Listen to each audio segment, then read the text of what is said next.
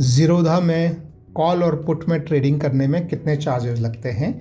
यानी कि ज़ीरोधा में अगर आप ऑप्शन ट्रेडिंग करते हैं, कॉल और पुट जो है वो ऑप्शन होते हैं, तो यदि आप ज़ीरोधा में ऑप्शन ट्रेडिंग करते हैं तो कितने पैसे लगते हैं वो आज ऐसी वीडियो में हम देखेंगे। तो ये दोस्तों ज़ीरोधा का ही जो है वो चार्जेस का पेज है जिस पे मैं आप लोगों को लेके आया हूँ।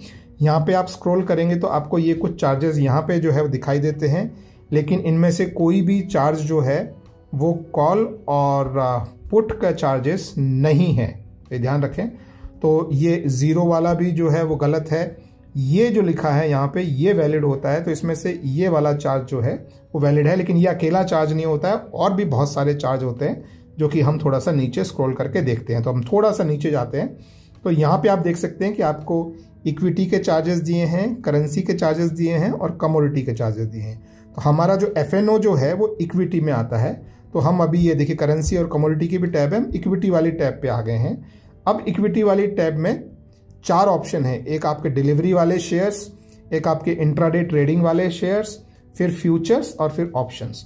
तो ये ऑप्शन जो सेक्शन है, इस सेक्शन में हमारे कॉल और पुट जो हैं वो आते हैं। ठीक है, तो पहली बात तो आपको ये समझ में आ गया कि आपको कहाँ देखना है, आपको इस लाइन में सारे चार्जेस जो है देखने हैं। अब चार्जेस क्या क्या होते हैं वो फिर से देखते हैं। ठीक है, तो सबसे पहला जो चार्ज आपको पता है जो होता है वो होता है ब्रोकरेज। और ये चार्ज किसको जाता है, ये जो आपका ब्रोकर है, हमारे केस में ये चार्ज जो है वो ज़ीरोधा को जाता है। ठीक है, तो ज़ीरोधा को कितना चार्ज आता है, जब भी आप एक बार जो ऑर्डर एग्जीक्यूट करते हैं, चाहे वो बाइंग का ऑर्डर हो चाहे सेलिंग का ऑर्डर हो, आपको 20 रुपये उस पर ब्रोकरेज देना पड़ता है। तो अगर आपने एक कॉल खरीदा और फिर उसे बाद में बेचा तो 20 रुपये आपने खरीदते समय दिए, 20 रुपये आपने बेचते समय दिए, तो 40 रुपये आपका जो है वो हर ऑर्डर पे बाइंग और सेलिंग मिला के आपको जो है वो लगता है। ये ज़ीरोधा को जाता है, ब्रोकरेज जिसे हम बोलते हैं। फिर गवर्नमेंट हमारी जो है वो एक STT लगाती है, सिक्योरिटी ट्रांजैक्शन टैक्स इसे बोलते हैं। और ये टैक्स जो है ये आपके सामने जो है वो लिखा हुआ है, इसमें सेल साइड पे कितना लगता है और बाई साइड पे कितना लगता है। तो आप देख सकते हैं कि 0.062.25% on sell side on premium. तो ये जो है किस पे, ये मान लीजिए आपने बैंक निफ्टी का कॉल खरीदा, तो कॉल का जो प्रीमियम का जो प्राइस है उसके ऊपर इतना % जो है वो आपको टैक्स देना पड़ता है। और यही नॉर्मली जब भी आप जो है वो बाइंग सेलिंग करते हैं तो यही वाला नॉर्मल लगता है। ऊपर वाला जो है वो 99% केसेस में नहीं लगता है।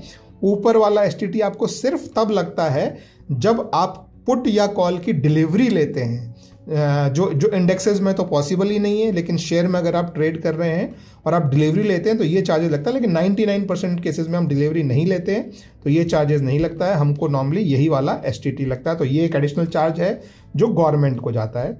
इसके बाद फिर ट्रांजैक्शन चार्जेस हैं जो हमारे एक्सचेंजेस को जाते हैं। अगर हम NSE में ट्रेड कर रहे हैं तो हमको जो है वो ये चार्ज लगता है। BSE में ट्रेड कर रहे हैं तो हमारे मतलब ऑप्शंस BSE में नहीं ट्रेड होते हैं, लेकिन दूसरे अगर आप ये सारी चीज़ें BSE में ट्रेड कर रहे हैं तो इनके भी आप चार्जेस देख सकते हैं। लेकिन हमारा ऑप्शंस जो है वो सिर्फ NSE में ट्रेड होते हैं, तो वहाँ पे आपको 0.05% ऑफ प्रीमियम आपको जो है ट्रांजैक्शन चार्ज देना पड़ता है NSE को। ये अगला खर्चा है। इसके बाद जो है वो गवर्नमेंट हम पर GST भी लगाती है। अब ये GST किस किस पे लगता है, जितना भी आप ब्रोकरेज दे रहे हैं, जितना भी आप ट्रांजैक्शन चार्जेस दे रहे हैं, जितना भी आप सेबी चार्जेस दे रहे हैं, इन तीनों को मिला के 1, 2 और 3, इन तीनों का जितना खर्चा है उसके ऊपर 18% हमको GST लगता है। ठीक है, तो ये GST जो है वो आप देख सकते हैं कि ये 18% ब्रोकरेज, सेबी चार्जेस और ट्रांजैक्शन चार्जेस पे 18% ये भी गवर्नमेंट को जाता है। अगला चार्जेस है सेबी चार्जेस, वो 1 करोड़ पे 10 रुपये। तो इस प्रोपोर्शन में आप देख सकते हैं कि 1 करोड़ पे 10 रुपये तो 1 लाख पे 10 पैसे आपको जो है वो सेबी चार्जेस लगता है। सेबी हमारे जो सिक्योरिटीज़ मार्केट है उनको मैनेज करता है, सारे ब्रोकर्स पे नज़र रखता है, कंपनीज पे नज़र रखता है, एक्सचेंजेस पे नज़र रखता है। कोई गड़बड़ करता है तो उनको ठीक करता है, वो सारे जो है चार्जेस, और उसकी वजह लिए हमसे थोड़ा सा एक छोटा सा चार्ज वो लेता है। इसके अलावा आखिरी हमारा जो चार्ज है वो है स्टैंप चार्जेस। ये एक तरह से जो है स्टैंप ड्यूटी है जो हमारी स्टेट गवर्नमेंट को जाती है, और ये भी 1 करोड़ पे 300 रुपये या 1 लाख पे जो है वो 3 रुपये आपसे मतलब हर लाख पे स्टैम्प ड्यूटी के फॉर्म में आपको स्टेट गवर्नमेंट को देना पड़ता है। तो ये सारे चार्जेस जो हैं वो आपने यहाँ पे देखे, ये सारे चार्जेस आपको ऑप्शन में देने पड़ते हैं। लेकिन इसके अलावा भी एक चार्ज है जो आपको पता होना चाहिए दोस्त, वो बहुत इंपॉर्टेंट है। वो आप अभी मैं नीचे स्क्रॉल करके आपको मैं दिखाता हूँ। तो हम इसमें नीचे जाएंगे तो यहाँ पे कुछ चार्जेस एक्सप्लेन किए हुए हैं, लेकिन इसमें एक चार्ज है जो आपको शायद पता है या नहीं, मुझे नहीं मालूम, वो आप यहाँ पे देख सकते हैं, जिसे बोलते हैं AMC। AMC का मतलब होता है एनुअल मेंटेनेंस चार्जेस या अकाउंट मेंटेनेंस चार्जेस। ये जो है आपको हर साल 300 रुपये प्लस GST आपको जो है वो जीरोधा को देना है। तो ये किसको जाता है? ये जीरोधा को जाता है।